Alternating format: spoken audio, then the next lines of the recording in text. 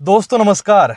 शिमला संसदीय सीट से मौजूदा सांसद और बीजेपी के इस बार लोकसभा चुनाव प्रत्याशी सुरेश कश्यप ने आज टिकट मिलने के बाद पहली दफा पांवटा साहिब में प्रेस कॉन्फ्रेंस की। इस प्रेस कॉन्फ्रेंस में उन्होंने मोदी सरकार का गुणगान किया और अपनी भी उपलब्धियां गिनवाई। क्या वाकई में वो सुरेश कश्यप की उपलब्धियां हैं जो उन्होंने कहा? वो आप सुनिए और खुद तय कीजिए, क्योंकि अगर हम कहेंगे तो फिर आप कहेंगे कि आप तो कहते हैं। खैर, आपने खुद तय करना है, क्योंकि प्रधानमंत्री नरेंद्र मोदी 2014 चुनाव के दौरान हर रैली में ये कहते नजर आते थे कि आपको आपके सांसद के कामों को जानना ज़रूरी है, 5 साल का हिसाब लेना ज़रूरी है। उन्होंने खुद भी कहा था कि मैं 5 साल का हिसाब किताब दूंगा। तो क्या सुरेश कश्यप का ये जो रिपोर्ट कार्ड है, यानी कि जो कुछ बातें वो उपलब्धियां अपनी गिनवाएंगे, क्या वाकई में आपको लगता है कि सुरेश कश्यप की ये उपलब्धियां है? अगर है तो आपके हाथ में मतदान है, अगर नहीं है तो भी गुप्त मतदान है। खैर, शिमला संसदीय सीट के बारे में मोटा माटी में बता देता हूं और वो आपने खुद सुनना है सुरेश कश्यप ने क्या उपलब्धियां गिनवाई। शिमला संसदीय सीट, जिसमें शिमला है, सोलन है, सिरमौर है, 17 विधानसभा सीटें इसके अंदर आती है। 17 में से 13 सीटें इस वक्त कांग्रेस के पास है और उन 13 में से भी 5 मंत्री है और 3 सीपीएस है, एक डिप्टी स्पीकर है।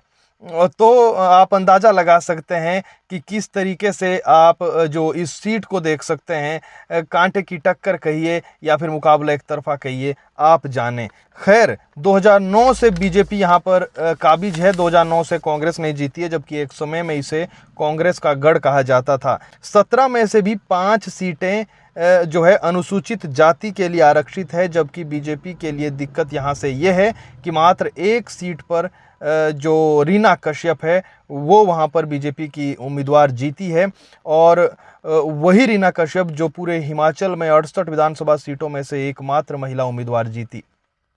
अब आप सुरेश कश्यप की उपलब्धियों को सुनिए, तय कीजिए और फिर आनंद उठाइए। लोकसभा चुनाव 2024 के आगाज हो चुका है और इस महापर्व में शामिल होते जाइए। पहाड़ प्राइम पर बने रहें। मेरा अगर मैं अपने कार्यकाल की बात करूं, बावजूद इसके कि कोविड का समय करीब 2.25 साल से अधिक का रहा, मेरे 17 के 17 विधानसभा क्षेत्रों में हमने प्रयास किया है कि एमपी लेड के माध्यम से जितना संभव हो सका हमने सभी 17 विधानसभा क्षेत्रों में बजट दिया। इसके अलावा बहुत सारे विकासात्मक कार्य, अगर जिला सिरमौर की ही मैं बात करूं, अन्य क्षेत्रों को छोड़ भी दूं तो रेणुका डैम प्रोजेक्ट लगभग 7,000 करोड़ रुपए की लागत से उसका निर्माण किया जा रहा है। 1426 करोड़ रुपए की लागत से शिलाई पांवटा शिलाई हाटकोटी जो ग्रीन कॉरिडोर नेशनल हाईवे बन रहा है। Indian institute of management Dhaula Kuan में 390 करोड़ के लगभग खर्च किया जा रहा है। 282 करोड़ रुपए की लागत से मेडिकल कॉलेज नाहन बन रहा है। 7.5 करोड़ की लागत से एस्ट्रोटर्फ धौलाकुआं का भी पिछले दिनों लोकार्पण हुआ।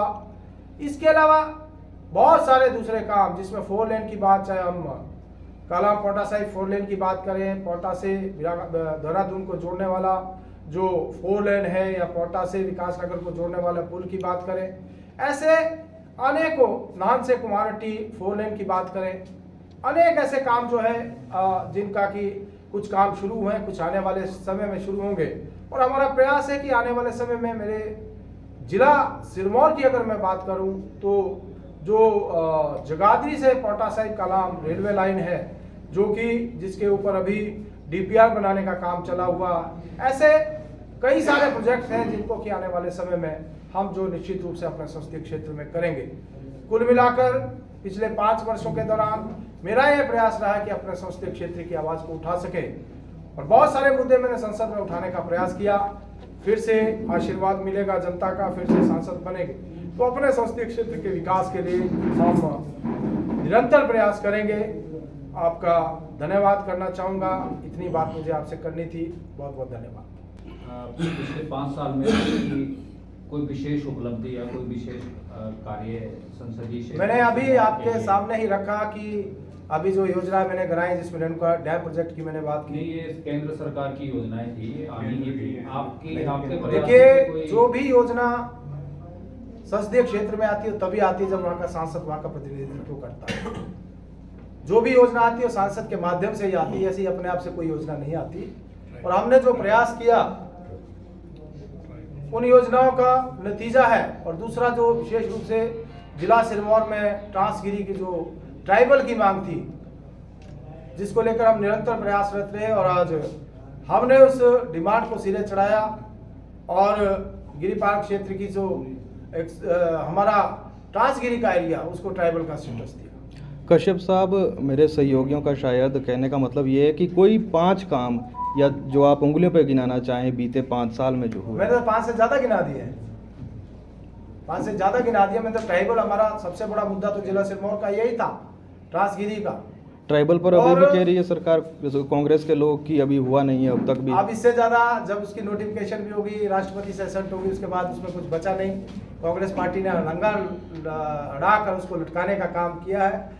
लेकिन राष्ट्रपति के असेंट के बाद जब वो बिल बन गया तो मैं समझता हूँ उसमें किसी प्रकार की अब किंतु परंतु की गुंजाइश नहीं है। जैसे ये हाथी वाले मुद्दे को लेकर ऐसे समाज में नाराजगी है, इसको कैसे निपटेंगे? देखिए, एसटी होने से, जहाँ तक एससी समाज की बात मैं कहना चाहूँगा, एससी समाज ने पहले ही कह दिया था कि हमको एसटी नहीं बनना है। और जो बिल पारित हुआ है, राष्ट्रपति ने जिसको मंजूरी दी है, उसमें एससी को एक्सक्लूड किया गया है। तो मैं नहीं समझता कि उसमें एससी समाज को किसी प्रकार का नुकसान हो रहा है। पिछले चुनाव घोषणा पत्र में पोंटा साहिब रेल लाइन से जोड़ने का भी आपने मैंने अभी जिक्र किया कि हम उसके लिए प्रयास करते हैं। मैं उस मुद्दे को लेकर अपने रेलवे मिनिस्टर से भी बार बार मिला, लेकिन अभी तक मुद्दा सिरे नहीं चढ़ा। हमारा प्रयास रहेगा कि आगामी समय में निश्चित रूप से हम उसको सिरे चढ़ाएंगे, ताकि हमारा जो इंडस्ट्रियल एरिया है उसको जो रेलवे के साथ जोड़ा जाए। अभी हमारे संसदीय क्षेत्र में ही बद्दी, चंडीगढ़ बद्दी 4 लेन का काम भी चला हुआ है और उसको रेलवे से भी जोड़ा गया, जिसका काम शुरू हो गया है। लेकिन मेरा ये क्षेत्र, क्योंकि जो मोस्टली इंडस्ट्रियल एरिया मेरे संसदीय क्षेत्र में आता है, बद्दी का, नालागढ़ का एरिया जुड़ गया है, लेकिन कालाम और पोंटा साहिब का एरिया बाकी है। हमारा प्रयास रहेगा कि इसको भी हम जोड़ें।